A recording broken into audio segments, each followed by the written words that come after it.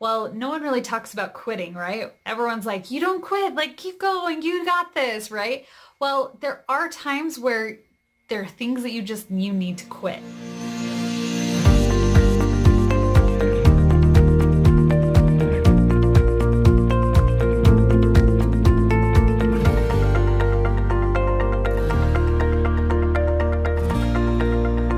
Hi, Brooke Elder here with Social Tenacity, and I wanted to talk to you today about knowing when and what to quit. And I'm sure that's something that you think, well, no one really talks about quitting, right? Everyone's like, you don't quit, like keep going, you got this, right? Well, there are times where there are things that you need to quit. Things that are not giving you a return on your investment or an ROI. You may have heard that in marketing and things like that. But you want to look and see what is the return on the investment that you are putting in.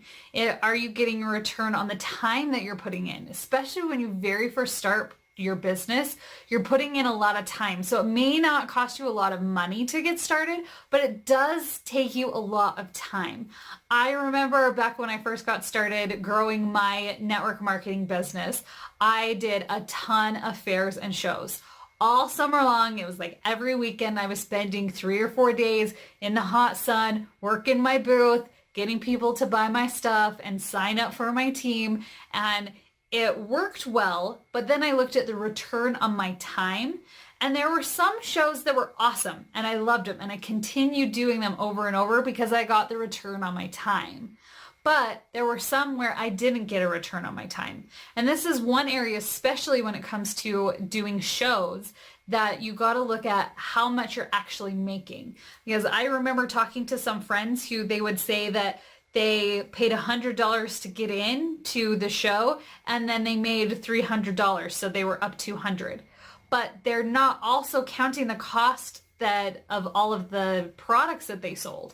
So if you only earn, say, 25% commission, and let's say you do $400 in sales and it costs you $100 to get in, you actually made nothing.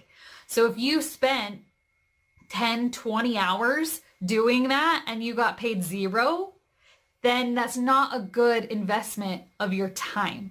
So you want to look at all the aspects of your business, and you're going to do this by looking at every area and everything that you do. How I do this when I set this up is I look at everything that I do for my business, I write it down. So if it's sending out catalogs, or if it's calling old customers, or if it's posting on Facebook, everything that you do, you want to make a list of everything and then see what is the return on your investment, whether it be time or money. What is the return? And if you have things that are not giving you a return, then those are the things that you need to quit. If you only are focusing on the things that are actually giving you your return, it's a very easy way to, in just a few months, to double and even triple your income, because you're putting all your efforts in things that actually are providing you an outcome. So when you're looking at what to quit, it's okay to quit things, even if it's something that it may work for your upline or your downline or a sideline sister. If it works for them, awesome. If it doesn't work for you, you need to quit. And you need to only focus on the things that are bringing you a return on your investment of time or money. That's my quick tip for today.